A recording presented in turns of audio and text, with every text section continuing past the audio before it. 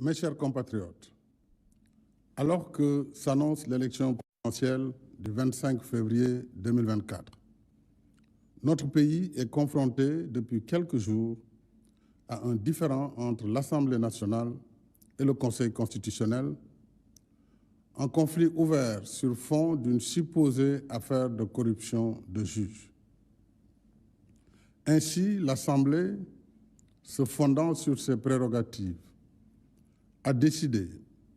résolution en date du 31 janvier 2024, de mettre en place une commission d'enquête parlementaire pour éclairer sur le processus de vérification des candidatures et sur tout autre fait se rapportant à l'élection.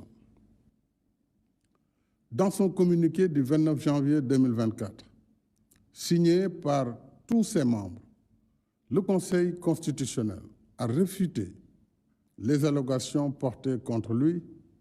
tout en prenant la mesure de la gravité des accusations et en tenant à ce que toute la lumière soit faite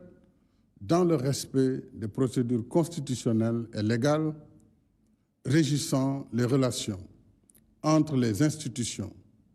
notamment la séparation des pouvoirs et le statut de ses membres. À cette situation suffisamment grave et confuse est venue s'ajouter la polémique sur une candidature ou une candidate dont la binationalité a été découverte après la publication de la liste définitive des candidats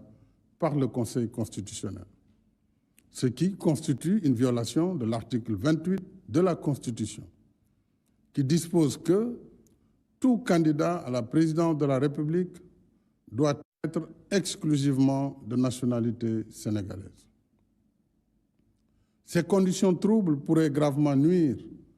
à la crédibilité du scrutin en installant les germes d'un contentieux pré- et post-électoral. Alors qu'il porte encore les stigmates des violences de mars 2021 et de juin 2023, notre pays ne peut se permettre une nouvelle crise. J'ajoute qu'en ma qualité de président de la République, garant du fonctionnement régulier des institutions et respectueux de la séparation des pouvoirs, je ne saurais intervenir dans le conflit opposant le pouvoir législatif et le... Devant cette situation, l'Assemblée nationale, agissant en vertu de ses prérogatives, m'a signé pour avis, conformément à son règlement intérieur, une proposition de loi en procédure d'urgence portant aux dispositions de l'article 31 de la Constitution. J'ai pris acte de cette saisie après avoir consulté le président de l'Assemblée nationale, le Premier ministre, le président du Haut Conseil des collectivités territoriales, le président du Conseil économique, social et environnemental et le président du Conseil constitutionnel. En conséquence, compte tenu des délibérations en cours à l'Assemblée nationale d'urgence et sans préjuger du vote des députés, j'ai signé le décret 2024-106 du 3 février 2024 abrogeant le décret 2023-2283 du 29 novembre 2023 portant convocation du corps électoral. Pour ma part, mon engagement solennel